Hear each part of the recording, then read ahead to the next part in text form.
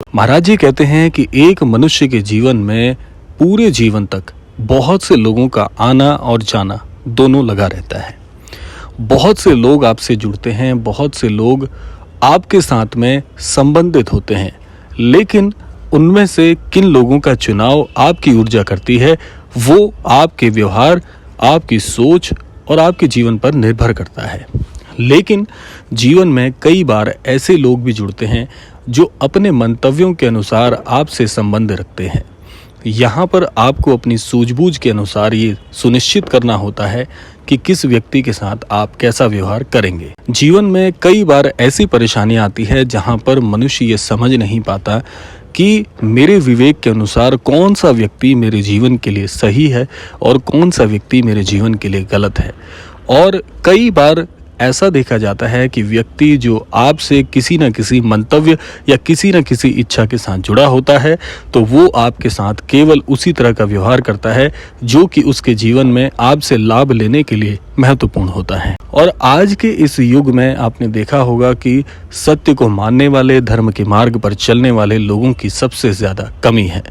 इसीलिए कई बार ऐसा होता है कि आप जीवन में धोखा खा जाते हैं, कई बार आप अपने जीवन में छल का शिकार हो जाते हैं। तब आपको ये समझ नहीं आ पाता कि मैंने जीवन में कौन सी बड़ी भूल की है।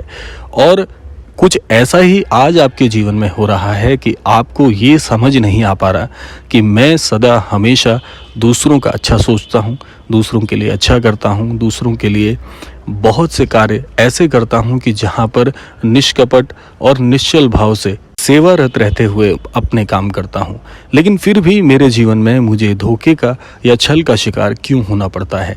यहाँ पर महाराज जी की एक बात आपको बड़े ध्यान से समझनी होगी। महाराज जी हमेशा कहते हैं कि चाहे कोई व्यक्ति किसी भी संबंध, किसी भी मनोकामना के साथ आपसे जुड़ता है, आपको ये नहीं सोचना चाहिए, बल्कि आपको सबसे एक समान व्यवहार करना चाहिए, क्योंकि आपका व्यवहार ईश्वर का साक्षी है। आपका सच्चा व्यवहार ही आपकी पहचान होना चाहिए। और महाराज जी कहते हैं कि जब आप सबसे एक जैसा व्यवहार करते हैं तो ईश्वर आपकी रक्षा करता है। ईश्वर आपके साथ किसी भी प्रकार का अहित नहीं होने देते और वो हमेशा आपके विचारों की, आपके व्यवहारों की और आपके सबसे महत्वपूर्ण जो व्यक्तिगत अनुभव हैं उनकी रक्षा करते हैं। कि आपको आपके जीवन में हमेशा यही करना चाहिए कि सत्य के मार्ग पर, धर्म के मार्ग पर चलकर अपने जीवन में आगे बढ़ना चाहिए।